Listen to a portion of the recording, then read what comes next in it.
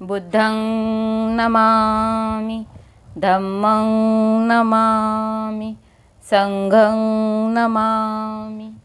धम्म की पाठशाला या धम्मवर्गामध्ये आपणा सर्वांचे स्वागत। भगवान बुद्ध आणि त्यांचा धम्म या ग्रंथाचा आपण अभ्यास करत आहोत, वाचन करत आहोत। आज आपण तृतीय खंड भगवान बुद्धाने काय शिकविले यामध्ये भाग चौथा अधम्म म्हणजे काय, यात 3 ब्रह्मसायुज्यावर आधारित धर्म अधर्म आहे। 4 आत्म्यावरील विश्वास हा अधर्म आहे। जेव्हा भगवान बुद्ध आपल्या धर्माचा प्रचार करीत होते तेव्हा एक सिद्धांत प्रचलित होता, त्यास वेदांत असे म्हणत। आत्मन आणि ब्रह्मन एकच होत, आत्मा आणि ब्रह्मन एकरूप करण्याने माणसाला मोक्ष मिळतो, हे या सिद्धांताचे दुसरे तत्व आहे। भगवान बुद्धांच्या वेळेस ते जेव्हा धम्मप्रचार करत असत त्यावेळी वेदांत असा हा सिद्धांत त्यावेळेस प्रचलित होता। आत्मा आणि ब्रह्मन ही एकच आहेत, या ज्ञानाने आत्मा ब्रह्माशी एकरूपता साधतो। या सिद्धांताला वेद म्हणतात। भगवान बुद्धांच्या मते या सिद्धांताचा आधार मिथ्या होता। हे आपले मत भगवान बुद्धांनी भारद्वाज आणि वासिष्ठ या 2 ब्राह्मणांसमोर झालेल्या संवादात स्पष्ट केले आहे। भगवान बुद्धांचे म्हणणे असे होते की कोणतीही गोष्ट सत्य म्हणून स्वीकारण्याला तिला काही ना काही प्रमाण असले पाहिजे। जी गोष्ट स्वीकारायची असेल तर त्यासाठी काही ना काही प्रमाण असले पाहिजे, असे भगवान बुद्धांचे मत होते। प्रमाणाचे प्रत्यक्ष आणि अनुमान असे 2 प्रकार आहेत। जे प्रमाण आहे ते एक म्हणजे प्रत्यक्ष आणि 2 म्हणजे अनुमान अशा प्रकारे असते। भगवान बुद्धाचा प्रश्न असा होता, कोणी ब्रह्म प्रत्यक्ष अनुभवले आहे काय? तू ब्रह्मा पाहिले आहेस काय? अशा प्रकारचे ते प्रश्न विचारित। वासिष्ठाने उत्तर दिले नाही। ब्रह्माच्या अस्तित्वाचे दुसरे प्रमाण अनुमानाचे। प्रत्यक्ष ब्रह्माला पाहिलेले नाही, आता अनुमान यामध्ये सुद्धा काही लोक म्हणतात की वस्तू अदृश्य असूनही तिला अस्तित्व असते, म्हणून ते म्हणतात की ब्रह्म अदृश्य असले तरी त्याला अस्तित्व आहे। आता अनुमान घेण्यासाठी ब्रह्म हा दिसायला पाहिजे, त्यासाठी ह्याचे उत्तम उदाहरण म्हणजे वीज हे आहे। वीज अदृश्य असूनही तिला अस्तित्व आहे। ब्रह्मा अदृश्य आहे, परंतु त्याचं अस्तित्व सिद्ध करण्यासाठी त्याला प्रमाण पाहिजे आहे। एक उदाहरण म्हणजे वीज। वीज ही अदृश्य असून सुद्धा तिचे अस्तित्व आहे, परंतु हा तर्कही पर्याप्त नाही। अदृश्य वस्तूनेही आपले अस्तित्व दुसऱ्या कोणत्या तरी रूपाने प्रकट करणे जरूर आहे, तेव्हाच तिची वास्तविकता मान्य होऊ शकते। एखादी वस्तू अदृश्य आहे आणि ती दिसावयास पाहिजे किंवा ती आहे हे समजण्यासाठी त्यांनी कोणत्या ना कोणत्या रूपामध्ये प्रकट होणे गरजेचे आहे, तेव्हा तिची वास्तविकता मान्य होऊ शकते। परंतु जर अदृश्य वस्तू दुसऱ्या कोणत्याही रूपाने आपले अस्तित्व प्रकट करू शकत नसेल तर तिची वास्तविकता मान्य होऊ शकणार नाही।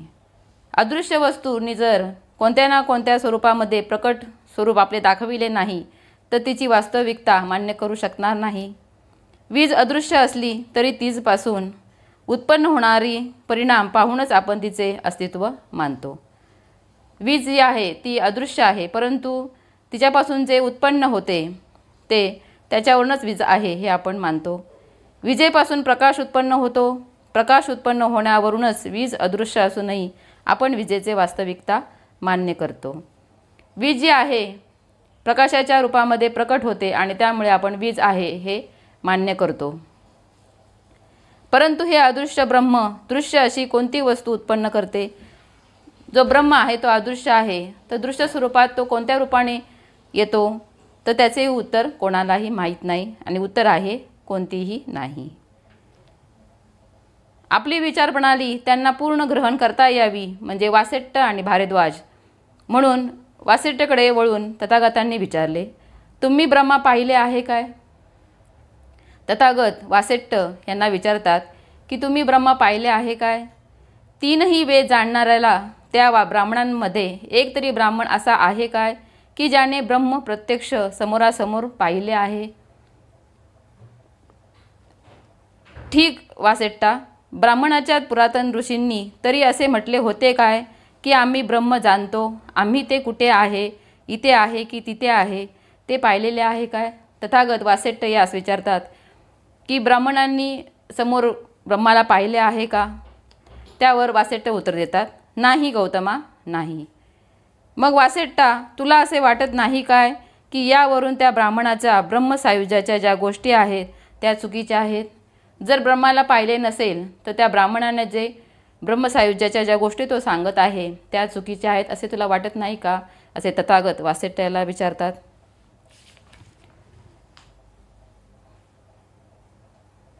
त्यावरून लक्षात येते की त्यावर वासेट्ट असं म्हणतो की नाही, माहीत नाही. अशा प्रकारे ब्रह्म हेच वास्तव नसून त्यावर आधारलेला धर्म हा व्यर्थ आहे.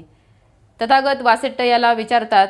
त्यावर नाही हे उत्तर आल्यानंतर त्याच्यावरून एक निष्कर्ष निघतो की ब्रह्म हा वास्तव नसून आणि त्याच्यावर जो आधारलेला धर्म आहे तो व्यर्थ आहे.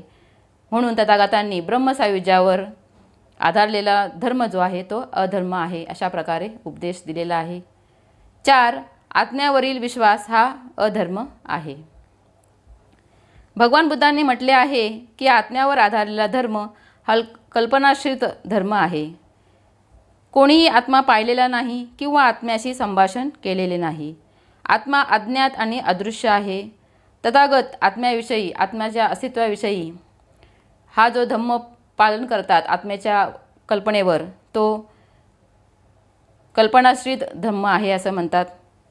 तथागत म्हणाले, आत्म्यावर विश्वास ठेवणे निरुपयोगी आहे. म्हणून आत्म्यावर आधारलेला धर्म आपल्याला योग्य नाही. असा धर्म केवळ भ्रामक समजुतींचा जनक ठरतो. भगवान बुद्धाने हा प्रश्न येथे सोडलेला नाही. त्याने त्या प्रश्नांची सांगोपांग चर्चा केली आहे. आत्म्यावरील विश्वास हे स्पष्ट करून सांगण्यासाठी तथागत पुढे सांगतात, आत्म्याच्या अस्तित्वावरील विश्वास हे ब्राह्मणी धर्माचे एक अंग होते. ब्राह्मणी धर्मात जीवाला आत्मा किंवा आत्मन संबोधितात. ब्राह्मणी धर्मात आत्मा हे त्या तत्वविशेषाला नाव देण्यात आले आहे की जे शरीरापासून वेगळे परंतु शरीराच्या आत आणि जन्मापासून शरीरात वास्तव्य करते. आत्म्याच्या अस्तित्वावरील विश्वासात तदनुषंगिक दुसरेही विश्वास अंतर्भूत होतात. आत्मा शरीराबरोबर मरण पावत नाही. तो दुसऱ्या जन्माच्या वेळी दुसऱ्या शरीरात जातो, जन्म घेतो. शरीर हे आत्म्याचा एक देह पेहरावच आहे. भगवान बुद्ध आत्म्यावर विश्वास ठेवीत असेत काय? नाही, तो विश्वास ठेवत नसे. आत्म्यासंबंधी त्यांच्या सिद्धांताला अनात्मवाद असे म्हणतात. भगवान बुद्धांनी आत्म्यावर विश्वास ठेवू नये यासाठी त्यांनी अनात्मवादाचा सिद्धांत आपणास सांगितलेला आहे. अशारीरिक आत्मा मानला तर त्याच्या संबंधाने अनेक प्रश्न उद्भवतात. आत्मा हा काय आहे? तो कोठून आला? शरीराच्या मृत्यूनंतर त्याचे काय होते? तो कोठे जातो? अशा प्रकारचे प्रश्न निर्माण होतात. जे आत्म्याच्या अस्तित्वावर विश्वास ठेवीत त्यांना आत्म्याचा आकार व आकृती कशी आहे हे तथागतांनी विचारले. आनंदला त्यांनी सांगितले, आत्म्यासंबंधी नानाविध मते आहेत. काही लोक म्हणतात माझ्या आत्म्याला आकार आहे आणि तो अत्यंत सूक्ष्म आहे. दुसरे काही म्हणतात की आत्म्याला रूप आहे आणि तो अनंत आहे आणि सूक्ष्मही आहे. आणखी काही असे म्हणतात की तो निराकार आणि अनंत आहे. आनंद आत्म्यासंबंधी नाना प्रकारची मते आहेत.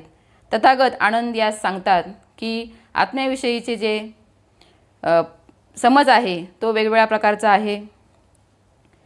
यानंतर बुद्धाने जे आत्म्याच्या अस्तित्वावर विश्वास ठेवतात त्यांना शरीराच्या मरणोत्तर आत्म्याची काय स्थिती होते असा प्रश्न विचारला. त्याने असाही प्रश्न विचारला की शरीराच्या मृत्यूनंतर आत्मा पाहता येतो काय? मरणोत्तर आत्म्याची काय स्थिती आणि शरीराच्या मृत्यूनंतर आत्मा आपल्याला पाहता येतो काय असे तथागतांनी प्रश्न विचारले. त्यांना अगणित उत्तरे अस्पष्ट मिळाली. शरीराच्या मृत्यूनंतर आत्मा आपला आकार कायम राखू शकतो काय? अशा प्रकारचे प्रश्न तथागतांनी विचारले. आत्मा शरीराबरोबर मरण पावतो काय? तथागताने शरीराच्या मृत्यूनंतर आत्मा सुखी असतो की दुःखी असतो हाही प्रश्न जे आत्म्यावर विश्वास ठेवतात त्यांना विचारला. आत्म्याच्या अस्तित्वाच्या विश्वासावरील ह्या सर्व सिद्धांताला त्यांनी दिलेले उत्तर चुंदाला त्यांनी दिलेल्या उत्तरासारखेच होते. त्यांनी असे विवेचन केले आहे की देवावरील विश्वास हा ज्या प्रकारे भ्रामक समजुती निर्माण करतो, त्याच प्रकारे आत्म्याच्या अस्तित्वावरील विश्वास भ्रामक समजुतींना कारणीभूत होतो. तथागत सांगतात, ईश्वरावरील जो विश्वास आहे तो ज्याप्रमाणे भ्रामक समजुती निर्माण करतो, त्याचप्रमाणे आत्म्यावरील विश्वास हा सुद्धा भ्रामक समजुती निर्माण करतो. महाडीला स्पष्टपणे तथागत सांगत असताना म्हणतात, आत्मा काही वस्तू नाही, म्हणूनच त्याच्या सिद्धांताला अनात्मवाद असे म्हणतात. सर्व प्रश्नांचे विचारणा झाल्यानंतर तथागत सांगतात की आत्मा ही काहीही वस्तू नाही, म्हणून ह्या सिद्धांताला अनात्मवाद असे म्हणतात. आत्म्याचे वेगळे असे अस्तित्व स्थापन करणाऱ्या सिद्धांताविरुद्ध भगवान बुद्धांनी आपला नामरूप सिद्धांत मांडला आहे. तथागतांनी अनात्मवादाच्या विरोधात म्हणजे आत्मा आहे याच्या विरोधात नामरूप सिद्धांत मांडला. हा नामरूप सिद्धांत विभज्यवादाच्या द्वारे केलेल्या परीक्षणाचा परिणाम आहे. नामरूप ही प्राण्याची सामूहिक संज्ञा आहे. भगवान बुद्धाच्या मतानुसार प्राणी हा काही भौतिक तत्वे आणि काही मानसिक तत्वे यांच्या संमिश्रणाचा परिणाम आहे. या भौतिक आणि मानसिक तत्वांना स्कंद म्हणतात. तथागतांनी नामरूप ही प्राण्याची सामूहिक संज्ञा आहे आणि भौतिक तत्वे आणि मानसिक तत्वे मिळून स्कंद तयार होतात. रूपस्कंद हे प्राधान्याने पृथ्वी, जल, अग्नी आणि वायू या 4 तत्वांचा परिणाम आहे. हे स्कंद रूप अथवा शरीराचे घटक होत. तथागत सांगतात, नामरूप सिद्धांत रूपस्कंद मध्ये पृथ्वी, जल, अग्नी आणि वायू हे महाभूते आहेत. रूपस्कंदाशिवाय मानस स्कंद ही एक गोष्ट आहे, तेही प्राण्याच्या रचनेचा घटक आहेत. या नामस्कंदाला विज्ञान म्हणजेच चेतना असे म्हणतात. या नामस्कंदात 3 मानसिक घटक तत्वे आहेत. तथागतांनी सांगितलेल्या नामस्कंदामध्ये 3 घटक आहेत. वेदना म्हणजेच 6 इंद्रियांचा त्यांच्या विषयाशी संपर्क आल्यामुळे होणारी अनुभूती. संज्ञा म्हणजे संज्ञा, संस्कार, संकार, विज्ञान म्हणजे चेतना या 3 नामस्कंदात समाविष्ट केले जाते. आधुनिक मानसशास्त्रज्ञ कदाचित असे म्हणणे की विज्ञान हाच इतर मानसिक क्रियांचा मूळ स्रोत आहे आणि विज्ञान कोणत्याही प्राण्याचा केंद्रबिंदू आहे. पृथ्वी, जल, तेज, वायू या 4 तत्वांच्या संमिश्रणाने विज्ञान उत्पन्न होते. हे सत्य आहे की माणसाच्या जन्माबरोबर विज्ञानाची म्हणजे चित्ताची उत्पत्ती होते आणि त्याच्या मरणाबरोबरच विज्ञानाचा विनाश होतो. तथागत सांगतात की माणसाच्या जन्माबरोबरच विज्ञान म्हणजे चित्त उत्पत्ती होते आणि त्याच्या मरणाबरोबरच विज्ञान हे विनाश होते. तथापि विज्ञान हे 4 भौतिक तत्वांच्या मिश्रणाचा परिणाम असे कसे म्हणता येईल? भगवान बुद्धांचे उत्तर असे नव्हते की या 4 भौतिक तत्वांचा सद्यस्थितीमुळे किंवा त्यांच्या संमिश्रणाने विज्ञानाची उत्पत्ती होते. भगवान बुद्धांनी म्हटले आहे की जेथे शरीर अथवा रूपकाया आहे त्याच्यासह नामकायाही म्हणजे विज्ञान असते. ज्या ठिकाणी रूपकाया आहे त्याच ठिकाणी नामकायाही असते असे तथागत सांगतात. आधुनिक विज्ञानातील एक उदाहरण देता येईल. तथागत हे स्पष्ट करून सांगत असताना एक उदाहरण देतात. जेथे जेथे विद्युत क्षेत्र असते तेथे तेथे त्याच्यासह आकर्षण क्षेत्र असते. ज्या ठिकाणी विद्युत क्षेत्र असते त्याच ठिकाणी आकर्षण क्षेत्रसुद्धा असते. हे आकर्षण क्षेत्र कसे निर्माण होते किंवा कोणत्या प्रकाराने अस्तित्वात येते हे कोणालाही ज्ञात नाही, परंतु नेहमीच विद्युत क्षेत्राबरोबर असते. विद्युत क्षेत्र आणि आकर्षण क्षेत्र हे 2 आहेत. ज्या ठिकाणी विद्युत क्षेत्र आहे त्याच ठिकाणी आकर्षण क्षेत्रसुद्धा आहे. विद्युत क्षेत्राबरोबरच आकर्षण क्षेत्रसुद्धा असते. शरीर आणि विज्ञान यांच्यामध्ये अशाच प्रकारचा संबंध आहे. तथागत स्पष्ट करून सांगतात, विद्युत क्षेत्राप्रमाणे आकर्षण क्षेत्राप्रमाणेच शरीर आणि विज्ञान यांचासुद्धा संबंध आहे. आकर्षण क्षेत्र हे विद्युत क्षेत्राच्या संदर्भात प्रेरित क्षेत्र असे समजले जाते. विज्ञान हेही रूपकायाच्या संदर्भात प्रेरित क्षेत्र समजले जाते.